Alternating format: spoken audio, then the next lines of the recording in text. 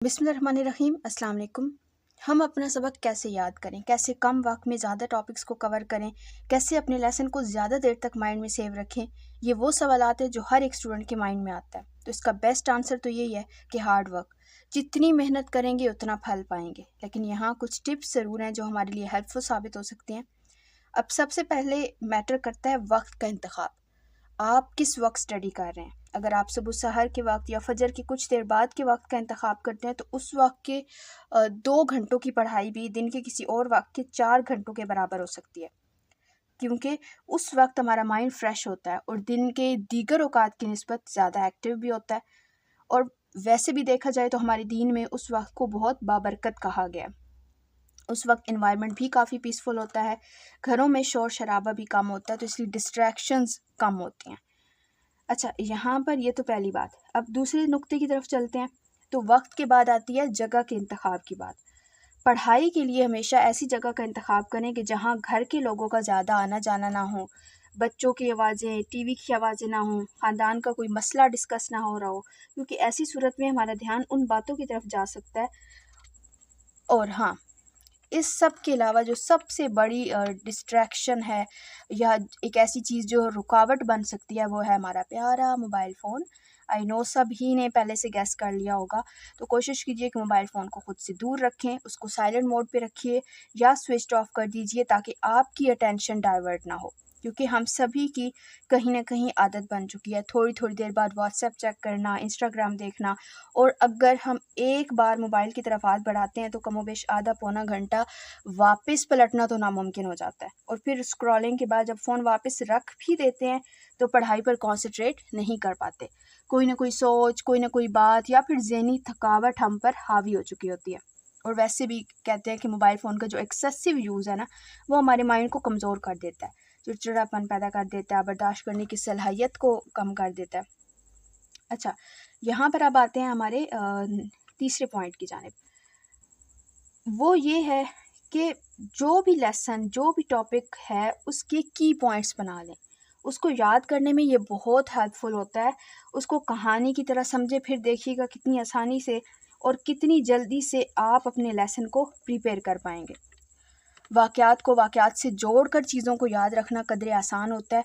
और जितनी चीज़ें याद करें उनको वीकली रिवाइज़ ज़रूर करें, ठीक है। यानी कम टॉपिक्स कवर कर लें, कम पढ़ लें, मगर बेहतरीन पढ़ें, अधूरा ना छोड़ें, प्रॉपर होना चाहिए, ठीक है। डाउट्स ना हो किसी भी टॉपिक को लेके। लाइक जितनी चीज़ें आपने की हैं, आपको तसल्ली हो कि इनमें से, इन टॉपिक्स में से या इन चैप्टर्स में से कोई भी क्वेश्चन आता है तो मैं एग्ज़ाम में आसानी से क्लियर कर वो वहाँ पर जो है वो अटेम्प्ट कर पाऊँगा ये वाले क्वेश्चंस, ठीक है। तो आप 100% श्योर हो। उसके बाद आता है चौथा पॉइंट। अच्छा, यहाँ पे मैं एक चीज़ आपको याद कराऊंगी कि आपने अक्सर नोट किया होगा, इम्तिहान से एक रात पहले हमें सबक बहुत जल्दी याद हो जाता है, या फिर इम्तिहान के दिन सुबह उठकर रट्टे बहुत अच्छे लगते हैं। क्यों? हमारा माइंड उस दिन बहुत तेज़ी से चल रहा होता है। अब क्यों चल रहा होता है? क्योंकि हम अपने माइंड को उस रोज़ उतना प्रेशर ज़रूर देते हैं जितना ज़रूरी होता है। मैं ये नहीं कह रही पढ़ाई को अपने ऊपर सवार कर लें, डिप्रेशन में जाएं, टेंशन लें, पर इतनी फ़िक्र ज़रूर करें जितना ज़रूरी है, क्योंकि आप पर अपने पेरेंट्स की उम्मीदों को पूरा करने की ज़िम्मेदारी है। और वो उसी सूरत हो सकती है जब आप कामयाब मुस्तकबिल की तरफ कदम बढ़ाएं, ठीक है। इसलिए सिर्फ आखिरी दिन नहीं, बल्कि साल के हर दिन खुद को ऐसे ही काम पर लगाएं जैसे अगली सुबह ही आपका एग्ज़ाम है। डेली, वीकली, मंथली टेस्ट की भी उतनी ही परवाह करें जितनी फ़ाइनल एग्ज़ाम की होती है। फिर देखिएगा जब आप इन छोटे छोटे मराहिल के लिए ख़ुद को तैयार करेंगे ना, तो बड़े मैदान तो यूं चुटकियों में सर कर लेंगे। अच्छा, अब हम आते हैं हमारे आखिरी पॉइंट की जानिब। आखिरी नुक्ता क्या है कि जो देखिए, एक बार आप अपने माइंड में ये बात सोचिए कि हमारे माइंड में चीज़ें या बातें किस तरह से सेव होती हैं। हम जो मंज़र आँखों से देखते हैं वो याद रह जाते हैं। हम जो लफ्ज़ ज़ुबान से अदा करते हैं और वो भी हमारे माइंड में होते हैं। हम जो बातें अपने कानों के ज़रिए से सुनते हैं वो भी माइंड में सेव कर लेते हैं। तो फिर इसी तरह पढ़ते वक्त भी कोशिश करें कि उन तीनों अंदाज से अपने सबक को माइंड तक पहुँचाने की कोशिश करनी है। इतनी आवाज़ से ज़रूर पढ़ें ठीक है, कि आपके अपने कान आपके अल्फाजों को भी सुन सकें, ठीक है ना। नज़रें आपकी किताब पर होनी चाहिए, इर्द गिर्द देखने से गुरेज करें, यानी हर लिहाज से अपना मुकम्मल फोकस करेंगे तो जल्द अज जल्द और अच्छे तरीके से माइंड में सेव रहेगा, ठीक है। अब एक बार रिकॉल करते हैं कि हमने कौन सी 5 बातें सीखी हैं। पहला, ऐसे वक्त का इंतखाब करना जो पढ़ाई के लिए जब माइंड ज़्यादा एक्टिव और फ्रेश हो। दूसरा, तमाम तरह की डिस्ट्रैक्शंस को खुद से दूर करना। तीसरा, की पॉइंट्स बनाने हैं, नोट्स तैयार करने हैं और उनको लाजमी रिवाइज करना है।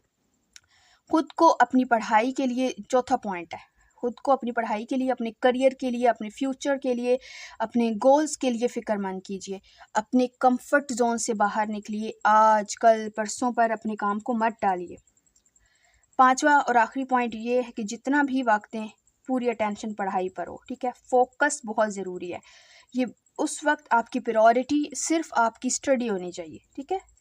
तो जी ये थे वो 5 पॉइंट्स जो हमने डिस्कस किए। अगर आपके माइंड में भी कोई ऐसा नुक्ता है तो हमें ज़रूर बताइएगा ताकि हम सब भी जान लें और बाकी स्टूडेंट्स के लिए भी हेल्पफुल हो। किरण बतूल को रहेगा आपकी आरा का इंतज़ार। खुश रहिए, कामयाब रहिए। फिल वक्त दीजिए इजाज़त। अल्लाह ने के बान।